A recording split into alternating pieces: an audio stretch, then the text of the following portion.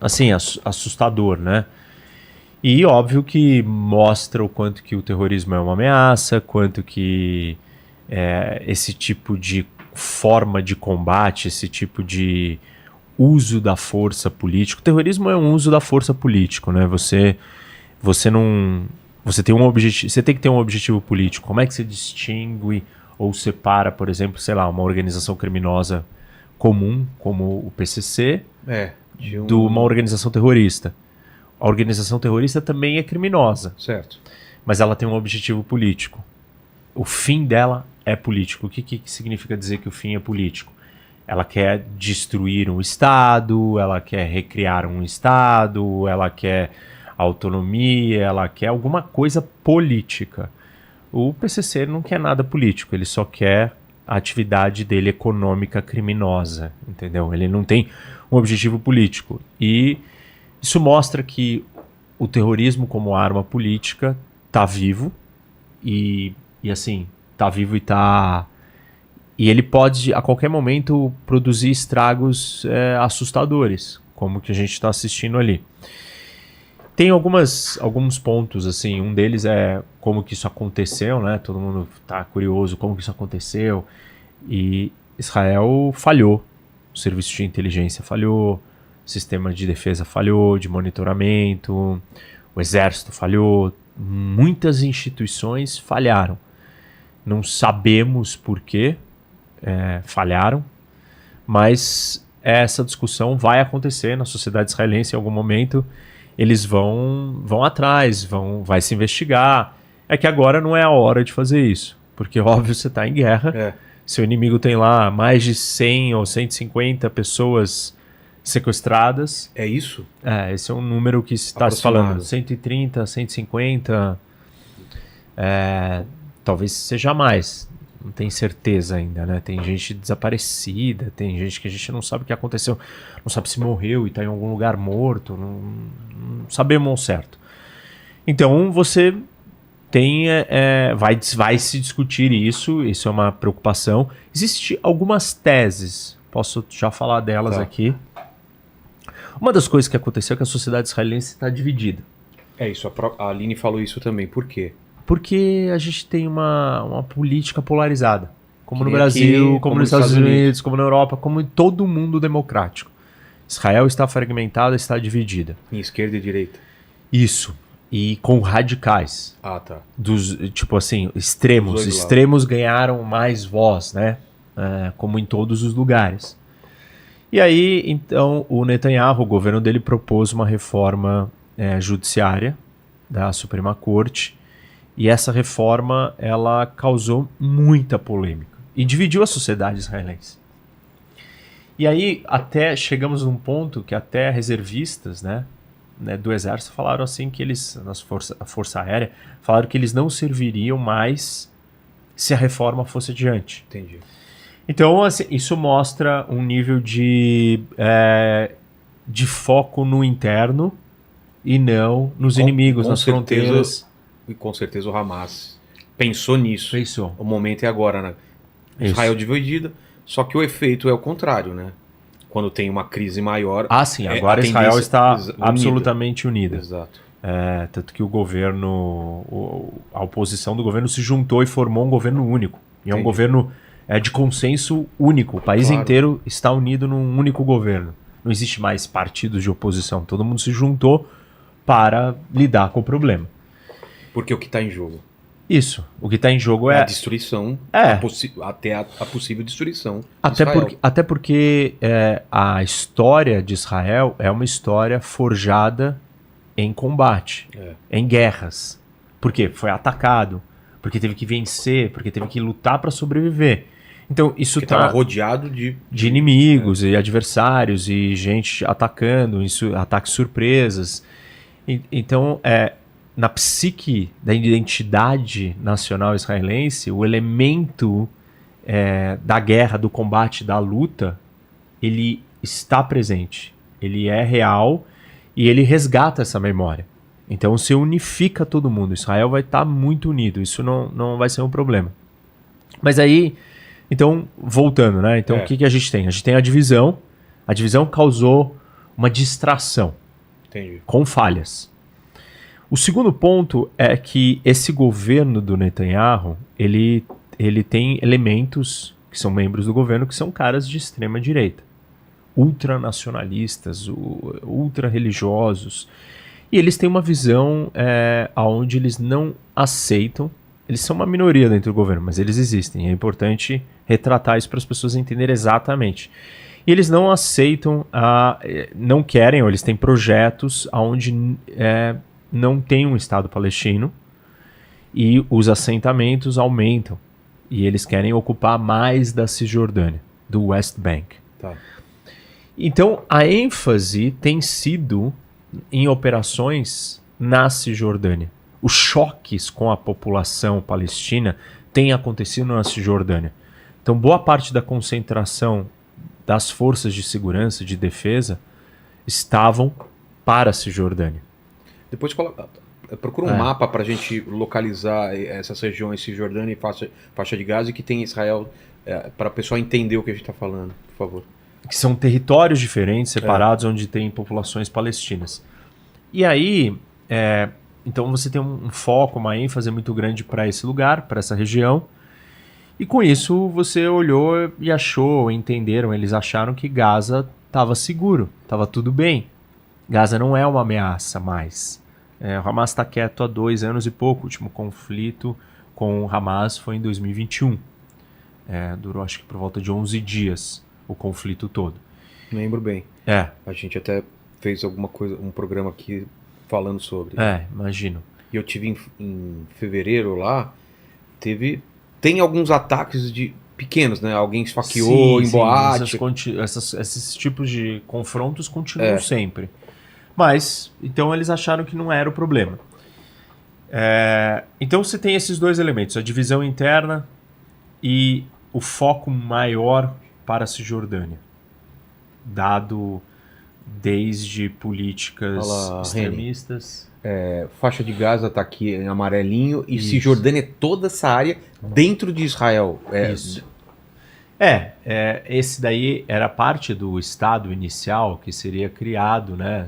Porque quando foi dividido pela ONU eram para ser criado 2 estados. E as divisões de território não eram bem essas. Tá.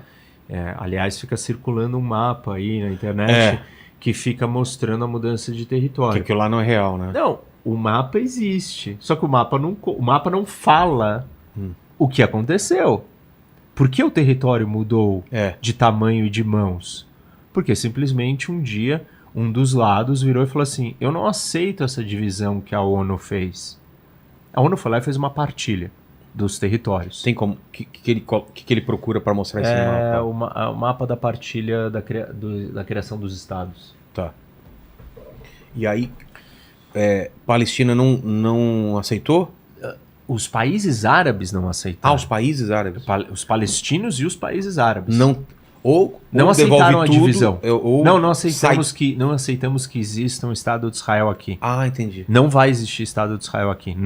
Para nós não tem essa conversa de 2 lugares. Só existe um lugar e não isso tem daqui lugar é uma judeu. terra inteira nossa, nós não vamos permitir a criação desse Estado.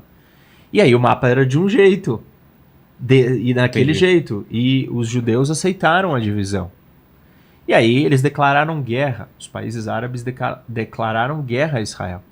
Israel lutou a guerra de independência e venceu a guerra. E quando venceu a guerra, conquistou outros territórios, ou mais terra. E aí a história vai se repetindo. Até uma parte do Egito que depois foi devolvida. Não, essa foi a primeira, mas a história vai se repetindo múltiplas vezes. É isso, Reni? É ou isso. Não? É isso. Deixa eu entender. Essa divisão, Estado árabe é aquela cor mais escura, Estado judeu seria mais claro. Isso. Tá diferente do que tá agora. Tá. Tem uma pontinha lá pra cima, perto do Líbano também. Isso. Tem uma ponta pra lá. E a cidade internacional de Jerusalém. Jerusalém é uma cidade internacional. Jerusalém não era para ser nem de Israel, nem dos judeus, nem dos árabes, nem do mundo, nem dos muçulmanos, nem dos judeus. Tá. Era para ser um lugar internacional. Tá. Isso não foi aceito, então, pelos países árabes, nem... Isso, não foi. E veja ali como até Gaza... a faixa de Gaza, ela estende para baixo também. Isso, ela vai mais para baixo, mas uma parte dela estava ali. E uma grande parte da Cisjordânia também já estava ali. Exato. Já era o Estado. Então, assim, não é... Israel foi lá e criou esse espaço e colocou os palestinos ali presos. Não, essa era a divisão do Estado. Ele foi construído assim, ele foi desenhado desse jeito. Entendi. E aí tivemos a Primeira guerras. Guerra, aí vem uma sucessão de guerras, todas com a mesma lógica. Não aceitamos que exista um Estado de Israel aqui. Não vai ter um Estado de Israel aqui. Tá bom, não vai ter um Estado de Israel, aí eles atacavam Israel. E nesses ataques Israel ia vencendo todas essas guerras. Guerra de 67, que é a Guerra dos 6 Dias, Israel ataca antes porque está cercado, enfim, eles estão se preparando para um ataque, Israel faz o ataque antes. E aí, nesse momento, o que acontece? O território de Israel expande, mas dá para a gente ver ali que não é que expande totalmente e acabou com o território palestino. A grande parte do que já era o território palestino está preservado. E aí a discussão evolui até hoje. Tem partes que não estão mais ali. Mas foram resultados de uma guerra. Uma não, várias guerras. Bom, e aí então voltando lá para o começo, né, do que eu estava falando, vamos voltar para aquele outro mapa da Cisjordânia para as pessoas. Coloca o outro, por favor. Tá. Então você tem Gaza e tem a Cisjordânia. Aí. Isso. E aí, o que acontece? O foco todo estava na Cisjordânia. E com isso, Gaza ficou meio deixado de lado. E aí você tem uma outra... Mas tinha um bloqueio também marítimo, né? Para Gaza. Para Gaza. Para Gaza, o bloqueio... O fechamento continua existindo. Continua existindo, tá. E, assim, aqui tem uma discussão interessante de um ponto que as pessoas ficam o tempo inteiro falando ou repetindo. Tá. Gaza é a maior prisão aberta, a céu aberto do mundo. Mas a pergunta é, quem criou essa prisão? E óbvio que quem fala isso dá a entender ou acusa diretamente que quem criou a prisão foi Israel. E assim, o que é uma prisão? É um lugar fechado, que você não pode entrar e não pode sair, que alguém te trancou lá dentro. Só que não foi Israel que criou essa prisão. Quem criou essa prisão foi o Hamas. Como que ele criou essa prisão? Porque ele declarou guerra a Israel. E quando ele declara guerra a Israel, aí você vai fechar suas fronteiras. Qualquer país que declarar guerra a um outro, os países vão fechar suas fronteiras.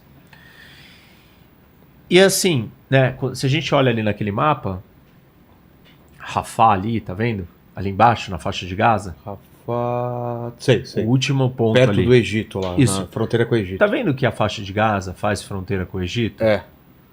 Então assim, Israel e Gaza, ou Hamas, estão em guerra. Tá. São inimigos mortais. A fronteira é fechada. Não é fechada totalmente, porque mantimentos, alimentos, um monte de coisa chega em Gaza via Israel.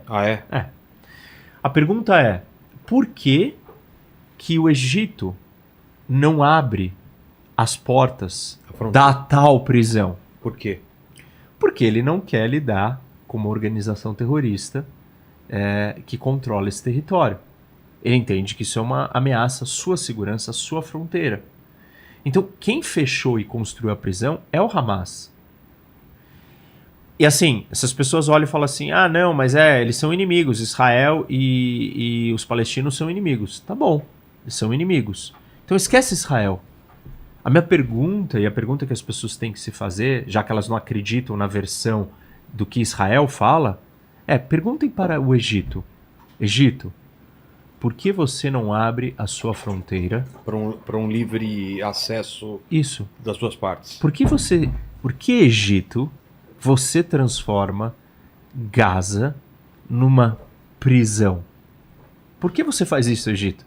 Se as pessoas não confiam no que Israel tem a dizer sobre o que é o Hamas, o que ele está armando, planejando e fazendo lá dentro, a pergunta que tem que ser feita é para o Egito. Geograficamente está ali, tem uma fronteira. É muito óbvio. E a resposta é do Egito porque o Hamas é uma ameaça. Porque o Hamas é uma organização criminosa, uma organização terrorista, violenta, ele incendia, ele cria problemas, ele contrabandeia armas, ele faz atividades ilícitas, ele é uma entidade criminosa dominando aquele território. E apoiado pelo Irã ou não? Apoiado pelo Irã. Isso é sabido? Sabido, financiado pelo Irã. O Hamas não tem só o apoio do Irã, já teve apoio do Catar em níveis diferentes, já teve apoio da Turquia, ainda tem apoio da Turquia também, mas pelo Irã, principalmente hoje. E dando contexto também, estava se encaminhando um acordo entre Israel e a Arábia Saudita também, que incomodou também o pessoal. Isso tem a ver um pouco? Tem tudo a ver. Mas acho que vamos segurar essa vamos ideia, mas lembra dela, Tá. que ela é importante, mas ela envolve um jogo maior. Tá. Mas é assim, então voltando para essa noção, né, da ideia de que o Hamas está isolado e que os palestinos em Gaza sofrem por causa de Israel. Eles sofrem por causa do Hamas.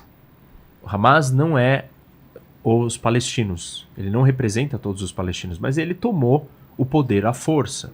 Ele ganhou a eleição do Fatah, da Autoridade Palestina, e aí ele instaurou a sua ditadura. E na sua ditadura ele massacrou e matou todos os rivais políticos. E transformou aquilo nesse lugar terrível que é Gaza. Então é importante as pessoas entenderem que esquecem, você não acredita num argumento de Israel, você acha que Israel está mentindo porque Israel é o inimigo dos palestinos, então as pessoas têm que perguntar para o Egito e tem que ouvir a resposta do Egito. E aí, então, voltando para, a gente estava falando da falha de segurança. Quando a gente fala de guerra, existe um conceito que, se eu tiver que vir daqui para cá, qual é o caminho mais rápido? Aqui. Mas por ele ser o mais rápido, o mais óbvio, na estratégia militar, não é o caminho que eu vou usar. Tá. Então, a lógica da guerra, ela é uma lógica paradoxal. Qual o caminho que eu vou fazer? Provavelmente eu vou para lá, passo embaixo do fofão ali, venho por baixo da mesa para vir para cá. Mas ele é mais difícil, mais longo, mais tortuoso. Por que eu faço isso? Porque o meu objetivo na estratégia militar é alcançar a surpresa do meu inimigo. Entendi. Se eu surpreender o meu inimigo, eu suspendo a estratégia Uma dele. vantagem dele. Porque assim, o que é a estratégia, né? É o choque entre duas forças. Então você tá aí se preparando para fazer as suas coisas, alcançar os seus objetivos, você vai agir para alcançar os seus objetivos. E eu, com a minha estratégia, vou agir para alcançar os meus objetivos. As minhas ações vão se deparar com as suas ações, com a sua estratégia. A sua estratégia vai estar o tempo inteiro respondendo às minhas ações, aos meus movimentos. E aí é muito mais difícil. Agora, se eu te pegar desprevenido de surpresa, eu eliminei a sua capacidade estratégica. Não tem mais ação. A guerra se torna uma mera e simples condução administrativa de passos a passos. Uma das maiores vantagens que alguém pode ter numa guerra é a surpresa. Efeito de surpresa. Isso. O que o Hamas fez? Durante muitos anos, ele sabia que ele não ia poder usar esse caminho daqui para cá. Porque ele é o óbvio, porque ele é o claro, porque ele é o mais curto, mais porque ele é o vigiado, direto, ele é o evidente, ele é o iminente. Então o que o Hamas fez? Ele teve que achar outros caminhos. Quais foram esses outros caminhos? Túneis subterrâneos. De onde para onde? De Gaza para dentro de Israel. Ah, é? Redes, assim, infinitas redes de túneis que eram cavados, construídos, e eles iam dar dentro de Israel. Tá. E os conflitos todos últimos que Israel teve em Gaza contra o Hamas eram para destruir, em grande parte, a infraestrutura dos túneis. Por esses túneis chega o armamento, os túneis também chegam no Egito, e ali é contrabandeado coisas, armamentos e materiais e munição e todo tipo de coisa que eles precisam. Então, não passa pela fronteira, vai por baixo. Vai por baixo. Então, Israel ficou muito tempo focada e preocupada com os túneis, com o caminho indireto. Porque o caminho indireto seria o surpreendente. E aí, uma vez que você faz tanto o caminho indireto, ele deixa de ser surpreendente. Claro. Ele se torna o Previsível, óbvio. é. Isso, o previsível. Então ele não funciona mais. E aí como que se surpreende? Você vem pela porta da frente. E foi isso que o Hamas fez. Ele veio pela porta da frente. O que é vir pela porta da frente? Ele não veio por túneis, ele simplesmente veio pela cerca que tinha ali com um trator O pessoal de parapente por e cima. derrubou a cerca, Caramba. quebrou, explodiu, cortou o arame e passou. E assim, para Israel aquilo era inconcebível. Porque pela porta da frente não vai vir, tá na olho nu aqui, eu tô vendo, tem um monte de vigilância, um monte de câmera, um monte de equipamento. Então ele fez uso, inclusive, de uma estratégia que Israel sempre usou, que é essa. Israel sempre surpreendeu, e foi muito efetiva nas guerras, em surpreender os seus inimigos